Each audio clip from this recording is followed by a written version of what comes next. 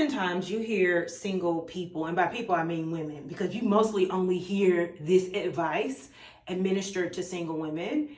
You get the advice to step outside of your normal type, try something different, give people a chance, blah, blah, blah, blah, blah. You know what I'm saying, right? One of the cringiest things for me is to be having a conversation with somebody about their significant other, and they started off with, my husband or my boyfriend isn't my type, but as soon as you say but, I'm like, right?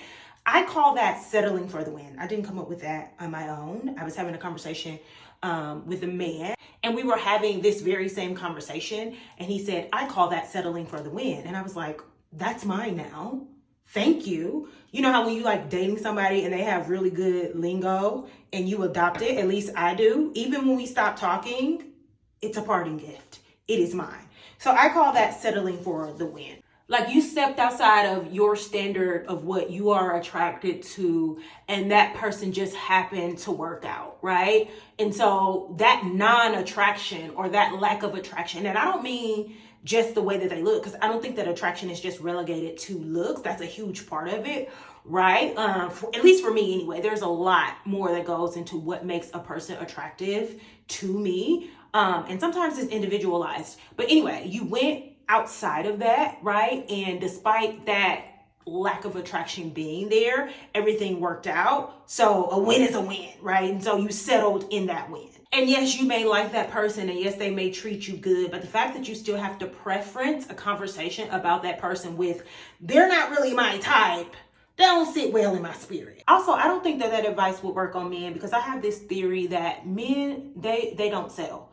Now, I'm not talking about who men will sleep with. I mean, men typically go relationally for women that they are attracted to. Very rarely do you hear a man say, my girl ain't really my type, but, right? They go for what they're attracted to. I had a homeless man outside of a freaking Walmart ask me for money and then ask me for my number. So men go for exactly what they want to go for. Why am I saying all this? Because I am giving my 2 cents on the Simone Biles thing, and I know I'm a week late and maybe $1 short to some people. I'm sure there are going to be people that do not agree with me. But I feel like what we were witnessing is somebody that settled for the win. A man that settled for the win.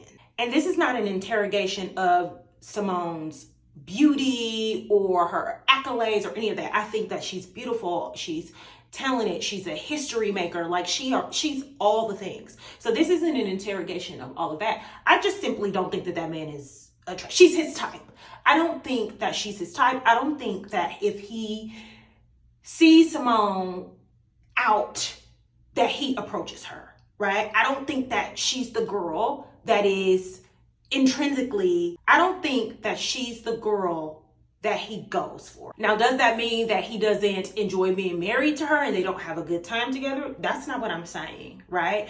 Also, I'm not like a body language expert or anything, but that interview gave me the same like icky feeling that I get when a woman sits across from me and is like, she prefaces talking about her significant other with a, he's not really my type, but, right? It very much gave me that vibe, which is why I'm saying that. This is also why I am less likely to believe that he didn't know who she was. And even if he wasn't familiar with like her accolades and all of that stuff initially, something jogged his interest or memory or something for him to go like check her Instagram and like all that type of stuff. I mean, I guess I do that too.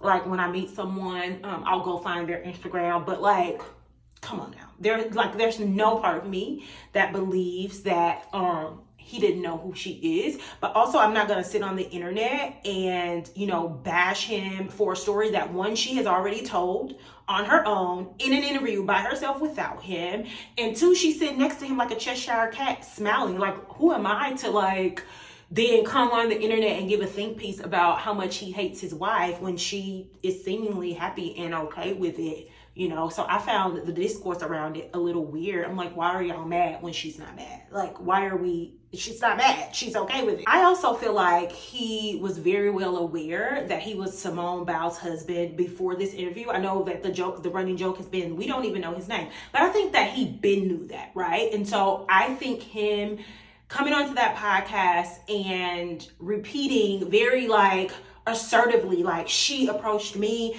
I didn't know who she was. I think that was a purposeful attempt to separate himself from his wife. And I think she was there to support him in that. So again, I don't understand why everybody is so upset over something that she is perfectly fine with. Like, if I'm keeping it 100, it almost feels like that was their collective goal, was to purposefully shrink her down to build him up, right? To make him feel better. Like, at the end of it, she's like, oh, I'm going to be known as, y'all, I straight up don't know his name, but whatever his name is, wife. I think that was the goal of the interview, and she was in on it. So that's just my 2 cents. Like I said, I may be a day late and a dollar short for a lot of people, but I think for me, what I was looking at is someone who settled for the win. She's not really his type. She's not really somebody that he would have gone for naturally, right? But he likes her. They're happy. And, you know, one of their collective goals is to put him out there more, right? It's for people to know him. And, you know, whether Simone recognizes that, you know, she's having to play herself small in order to do that for him or not, is, girl, that ain't my cross to bear. That is her cross to bear. She asked, are we done? So let's be done. But I had to get my little 2 cents in. Have a good day.